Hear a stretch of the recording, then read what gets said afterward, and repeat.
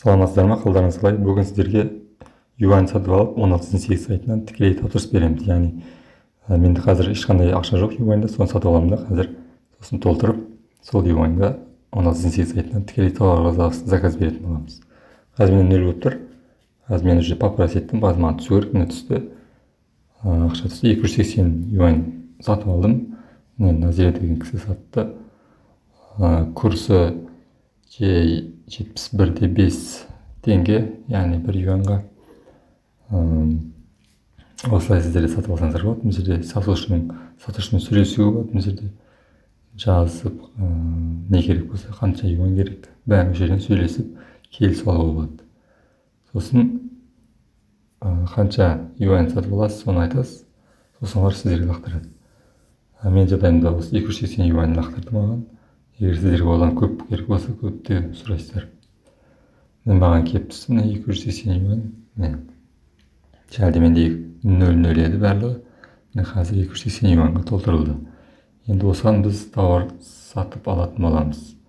Тауар осы бағаға қандай тауар келеді, соны сатып алатын боламыз. Мен алдын ала дайындап қойдым.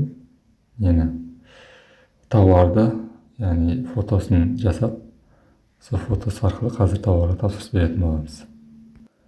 16.8 сайтына кіреміз. Фотомен іздеу дегенді басамыз.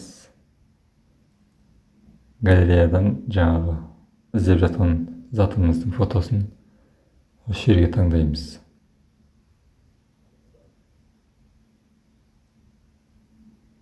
Іздеп жатыр.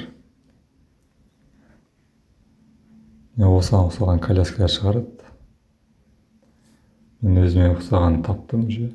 Бірінші 275 юань деген сол колясканы алғалы отырмын. Соны таңдаймын. Бұл жерде бағалар көрініп тұрады. Сосын ең алдымен бұл компанияны тексереміз.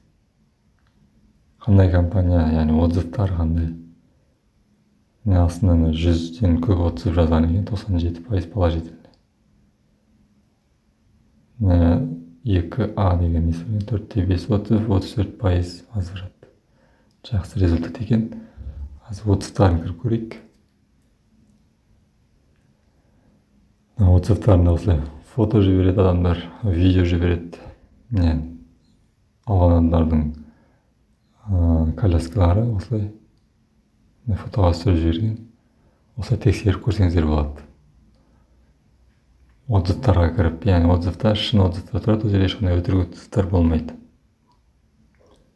Енді бұл жерде бағалар тұрады.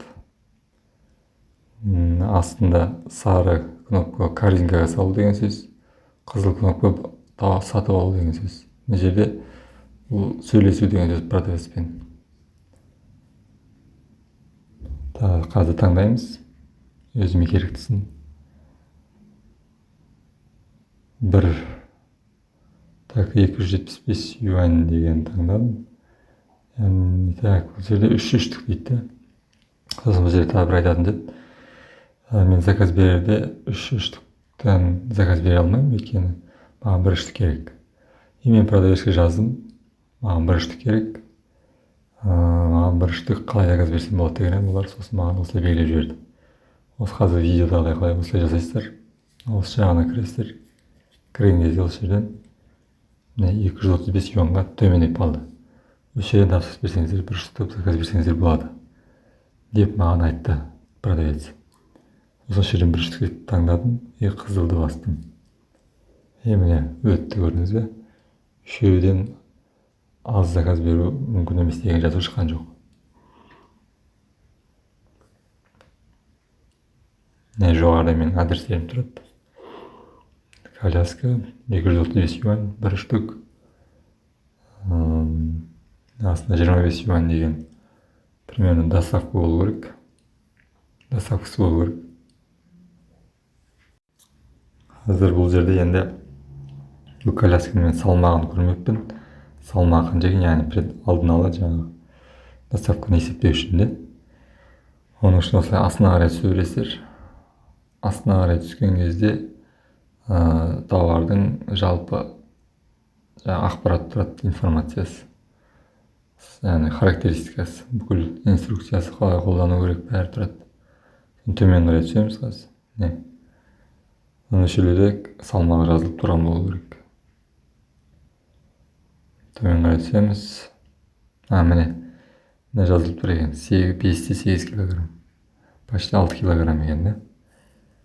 Болды, 6 килограмм екен, біліп алдық. Енді бұл есептеу үшін де, мысалы, Қытай заводына келгеннен кейін, Қытайдан Алматыға дейін келгендегі доставканың бағасы. Болды, енді арай тапсырыс береміз. Жаңағы маған ұнаған колясканы таңдаймыз. Коляска арба дейді ғой, қазақшасы. Ары қарай тапсырыс беру деген басамыз. Осындай сіздің адресіңіз шығады. Адресті міндетті түрде қадағалап тексеріп алыңыз. Осы жерде 135 юанға 25 юан қосылды. Яғни бұл 25 юан бұл тапсырыс, яғни тауар Қытайдың ішіндегі доставкасы. Осылай егер түсінбесеңіз, перевод жасап алсаңыз болады осылай. Груз деп тұр, яғни сол салмағына байланысты. Жалпы менде 260 юань болды. Қазір енді сол жаңа мен сатып алған 280 юанға сатып алатын боламыз. Жерде оплатить деген басамыз.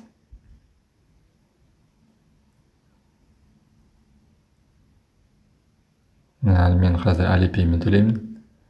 Банк картасымен төлеуге болады, бірақ ол сенімсіз. Сондықтан желательно Alipay-мен төлей беріңіздер. Егер бір жағдай болса, ақшаны қайтаруға оңай болады. Төлем деген басамыз. Alipay ойланып жатыр. Alipay-ден шықты 260 юань деп. Яғни бұл жерде сіздің Alipay-іңіздің телефон нөмірі шығып тұрады. Сосын бұл жерде Alipay-де нені басамыз? Alipay-дің сурет тұрған юань басамыз. Басқан кезде қазір Alipay үш-өтін таңдаймыз. Сода тұр. Сосын астында басқа қосымша нелер тұрады. Олар 16-8-ге айтын төлем жасай алмайсыз сондайлармен. Яғни карточкамен де тұрады, бірақ төлем жасай алмайсыз карточкамен. Менде Alipay деп таңдалып тұр. Ары қарай жалғастыру, яғни купить дегенді басамыз. Астындағы. Сосын жерге төлем паролін енгіземіз. Төлем паролі Alipay-ді ашқан кезде ашқансыздар сол паролін енгізесіздер. Мен де кішігірім жаңағы парольді ұмытып қалдым, бірақ сосын есіме түсірдім. Пароль тердім. Емнен де осылай болып шықты. Оплата өткізілді, успешно деп ше. Енді ары қарай екі жазу тұр астында. Оң жағындағы жазуды бассаңыз, неге өтесіздер? Тауарға, яғни төленген тауардың бетін өтесіздер. Ал сол жақтағы кнопканы бассаңыздар, ол артқа қайтасыздар. Қазір мен тауарды тексеру үшін, яғни төлем өтпеді ме тексеру үшін соны басамын. Қазір оң жақтағы кнопканы.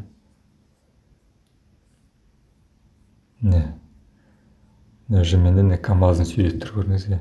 КамАЗдың суреті тұрған сөз, яғни төленді деген сөз. Менде оплата қазір болып тұрған, азан өлең жасаймыз. Ана жерде біреу болып қалды, көрдіңізге. Біреу деген сөз оплата жасалды деген сөз. 260 юань төленді. Қазір енді ол жақтағы пассая жаңағы складтағы адамдар тауардың иесі жаңағы соны упаковка жасап маған салып беретін болады. Яғни бұл жерде астына түссеңіз, бұл жерде төленген транзакцияның нөмірі тұрады. Ұзын болып тұрған. Енді тауарымыздың келуін күтеміз. Осылай тапсырыс берсеңіздер болады. Сау болыңыздар.